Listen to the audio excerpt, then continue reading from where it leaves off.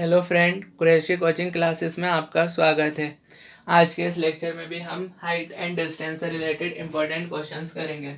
तो आज का पहला क्वेश्चन है, a tower subtends alpha angle at a point A and its base plane if the angle of depression of the foot of the tower at point B at B height above A is beta, then the height of the tower is first option B tan alpha cot beta, second option B cot alpha tan beta, third option B tan alpha tan beta and last option B cot alpha cot beta।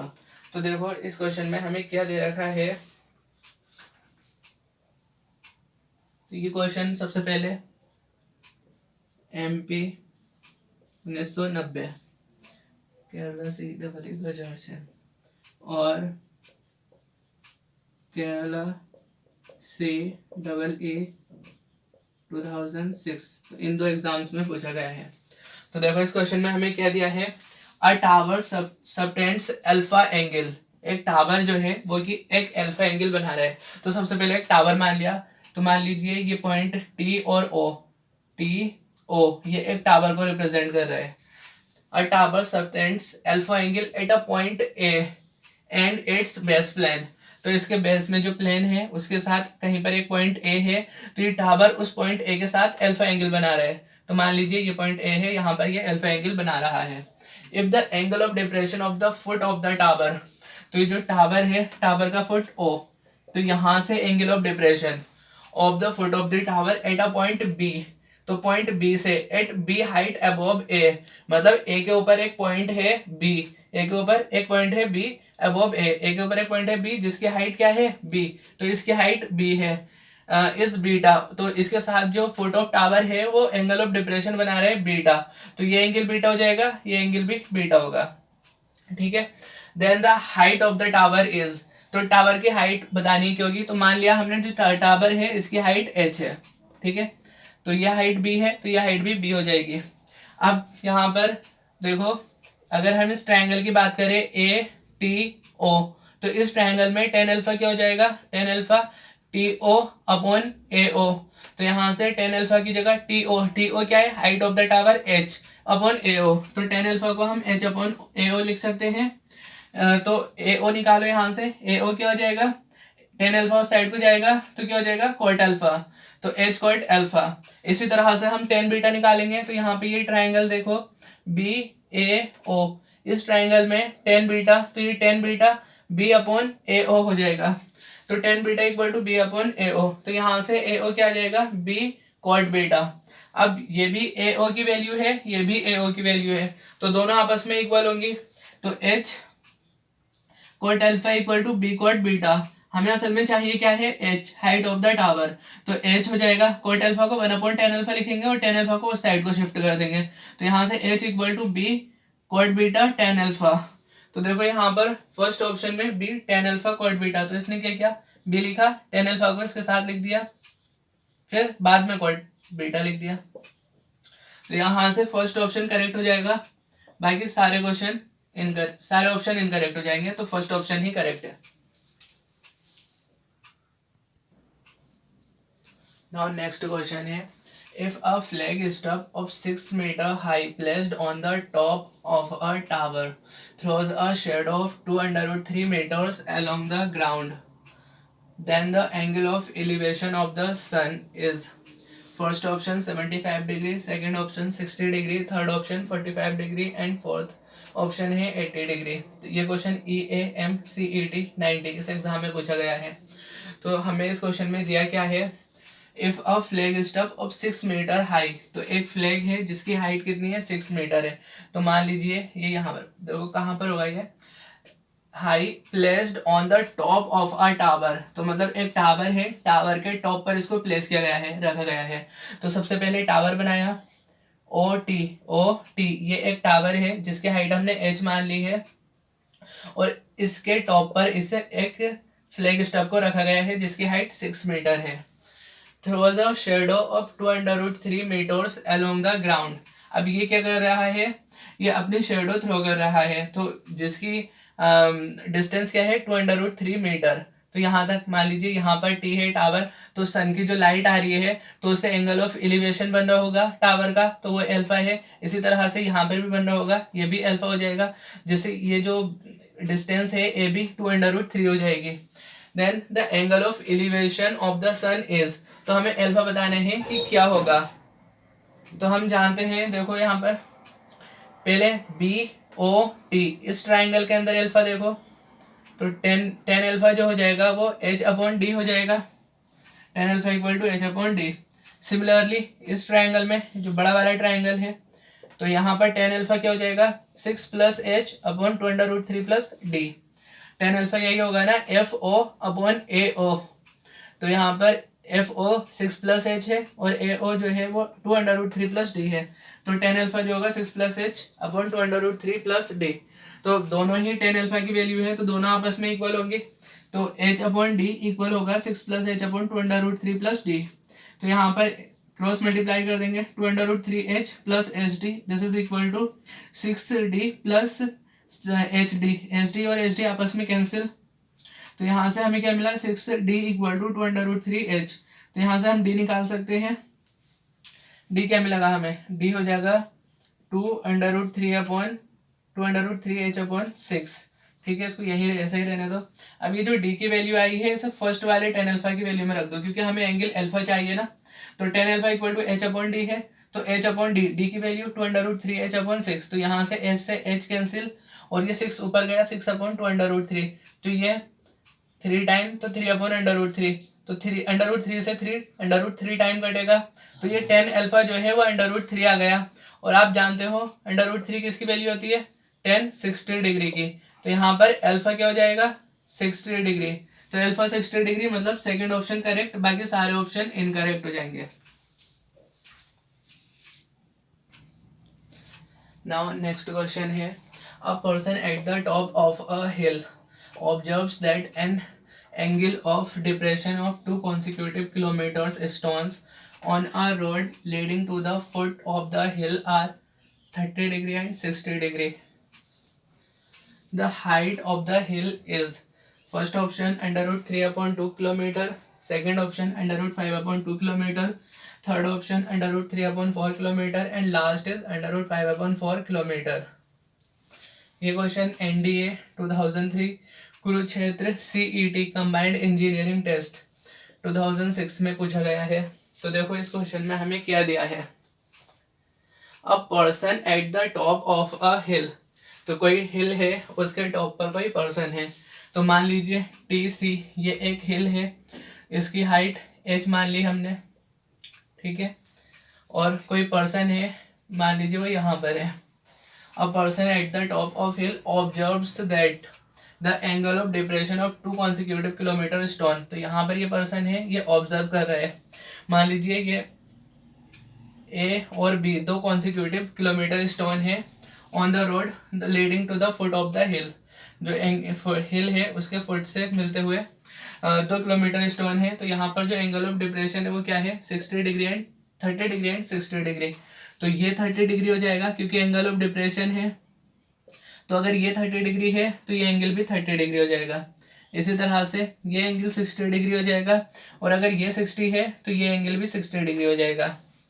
The height of the hill, तो ये जो height है h हमें ये निकालनी है, ये क्या होगी, तो सबसे पहले tan 30 देखो यहाँ पर tan 30 डिग्री क्या हो जाएगा TC/AC, और आप जानते हो TC क्या है, हाइट मान रखी है आपने, तो h है, और ये AC कितना हो जाएगा, AC ही रख दो इसे अभी, तो tan 30 degree equal to h/AC, और आप जानते हो tan 30 डिग्री की वैल्यू 1/√3 h/AC, तो यहाँ से AC की वैल्यू h/√3, AC की वैल्यू मिल गई।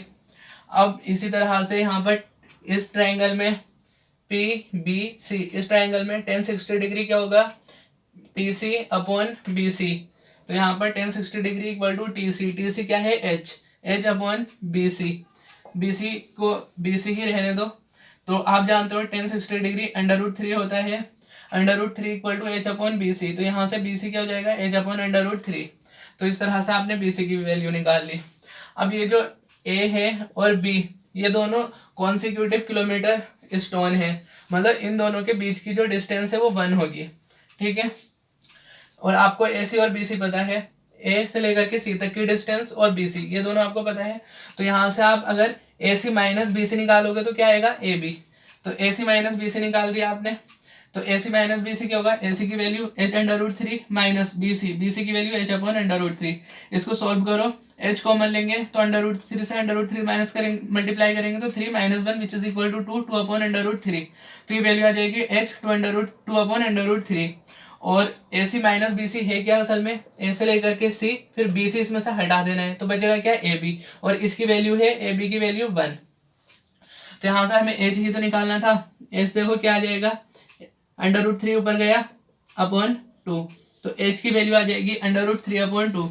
H is height of the hill, तो यहाँ पर हाइट ऑफ हिल आ गया under root three upon two. कौन सा ऑप्शन करेक्ट होगा, फर्स्ट ऑप्शन करेक्ट है, बाकी सारे ऑप्शन इनकरेक्ट हो जाएंगे।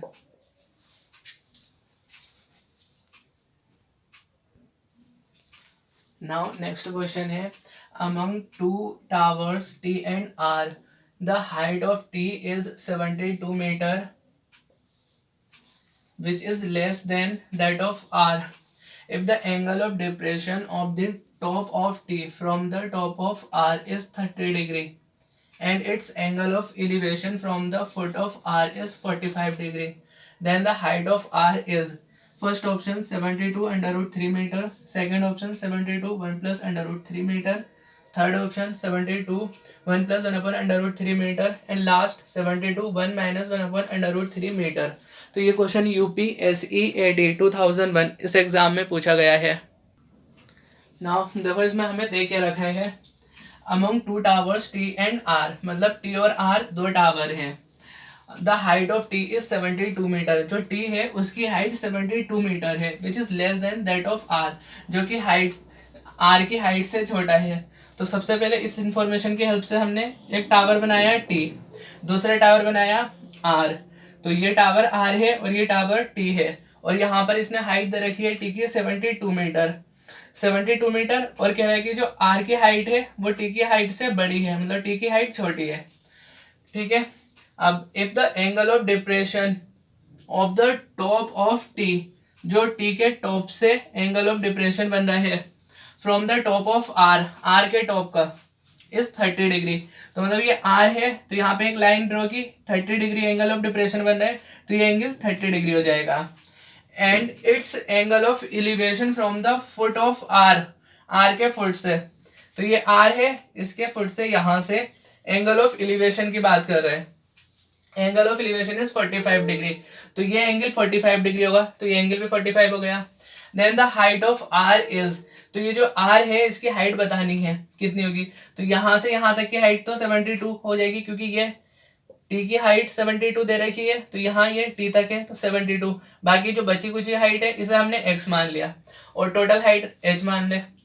तो देखो यहाँ पर इस ट्रायंगल में R T और इसका नाम रख देते हैं, R T क्या है, A रख देते हैं। ठीक है, तो इस ट्रायंगल में R T और A में tan 30 डिग्री क्या होगा, RA upon AT, RA x और AT ये डिस्टेंस हमने D मान लिया अपने मन से, ये D है तो ये भी D होगी, तो यहाँ पर tan 30 degree x upon D हो जाएगा, तो tan 30 degree equal to x upon D।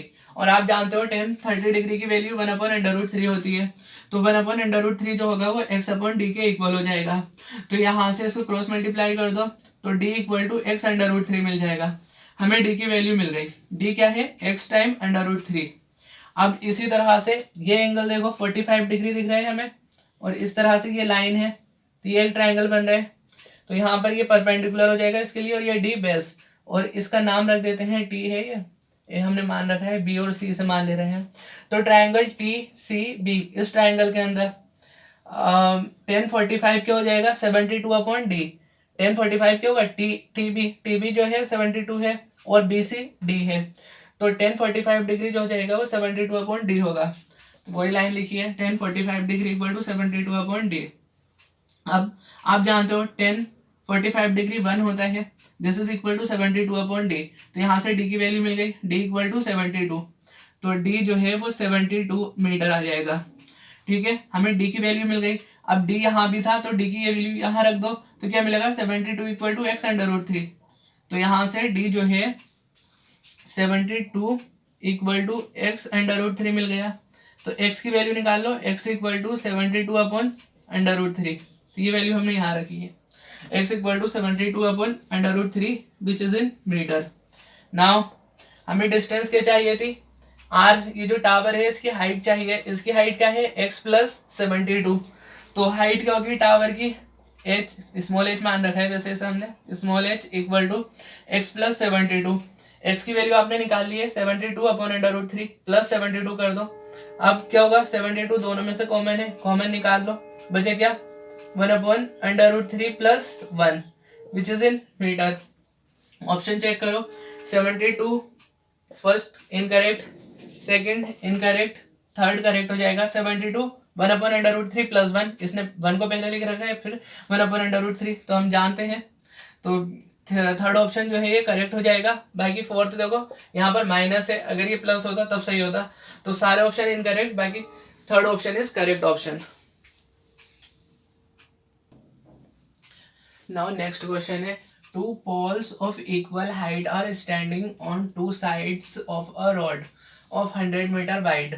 If angles of elevation of top of these poles at a point on the rod lying between these poles be 30 degree and 60 degree, the height of each pole is, first option 25 meter, second option 100 meter, third option 25 under root 3 meter and last is 100 under root 3 meter. तो इस question में देखो हमें क्या दिया है, two poles of equal height are standing on two sides of a road. तो मान लीजिए ये ए और बी एक रॉड है, इसके दोनों साइड दो पोल खड़े हैं। तो पहले पोल को हमने पी कह दिया, दूसरे पोल को क्यू कह दिया, दोनों की हाइट एच है, ठीक है। तो दो रॉड के दोनों साइड हो गए हैं। अब रॉड ऑफ 100 मीटर वाइड, तो रॉड जो है इसकी यहाँ पर ए से लेकर के बी तक की जो डिस्टेंस है वो क्या है 100 मीटर। तो ये डिस्टेंस 100 मीटर हो गई। अब हम मान लेते हैं और बी के बीच में पॉइंट ओ है, तो ए ओ हमने स्मॉल ए मान लिया, तो ओ बी कितना हो जाएगा, टोटल 100 है तो 100 माइनस ए हो जाएगा ये, ठीक है। अब क्या है, if angle of elevation of top of these poles, तो ये जो पोल है इनके टॉप से जो एंगल ऑफ एलिवेशन बन रहे हैं वो, these poles at a point on the road lying between these poles, जो कि इन दोनों पोल के बीच में लाई कर रहा है पॉइंट। तो मान लीजिए दो पोल के बीच में ये पॉइंट है, इस पॉइंट के टॉप जो पॉइंट P है, जो हमारे पास पोल है P और Q, इनके टॉप का एंगल ऑफ एलिवेशन क्या दे रखे हैं 30 डिग्री एंड 60 डिग्री। तो P का मान लेते हैं 30 डिग्री और Q का 60 डिग्री हो जाएगा। The height of each pole is, तो दोनों पोल की हाइट सेम ही होंगी क्योंकि दोनों की हाइट इक्वल दे रखी है, इक्वल हाइट। तो हमें हमारा काम है यहाँ पर h की वैल्यू निकालना। तो देखो यहाँ पर हम फर्स्ट ए पी और ओ, तो ये ट्रायंगल लेंगे, तो यहाँ से 10 30 क्या हो जाएगा P A upon A O. P A क्या है h और ए ओ स्मॉल ए हमने मान रखा है, तो 10 30 डिग्री जो हो जाएगा वो h अपॉन ए, और आप जानते हो 10 30 degree 1 upon under root three, this is equal to h upon A. तो a की वैल्यू आ जाएगी अंडर रूट थ्री एच। इसी तरह से इस ट्रायंगल में o q और b, इस ट्रायंगल में 10 60 डिग्री h अपॉन 100 माइनस है, तो 10 60 degree equal to h upon 100 minus हो जाएगा।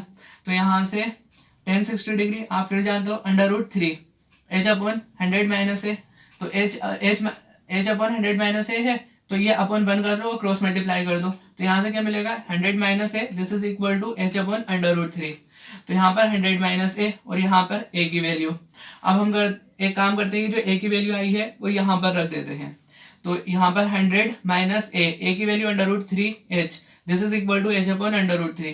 तो 100 इक्वल टू ये under root three H minus का है, इसे दूसरी साइड शिफ्ट करेंगे तो जाकर के प्लस का हो जाएगा, तो plus under root three H. अब हमने h कॉमन ले लिया, बचे क्या under root three plus 1 upon under root three. अब इन दोनों का आपस में मल्टीप्लाई कर दो, इसमें अपॉन ले लो 1, तो under root three 3 plus 1 4 upon under root three, तो यहाँ पे 4 अपॉन अंडर रूट थ्री और h साथ में था तो h आ गया। 4 से इसको 100 को काट दो 25 टाइम, अंडर रूट थ्री को इस साइड को भेज दो तो 25 अंडर रूट थ्री आ जाएगा, किसकी वैल्यू h की। तो h की वैल्यू आ गई h equal to 25 under root three metre. तो यहाँ से थर्ड ऑप्शन करेक्ट हो जाएगा, बाकी सारे ऑप्शन इनकरेक्ट होंगे। So we can say that the height of each pole is 25 under root three metre.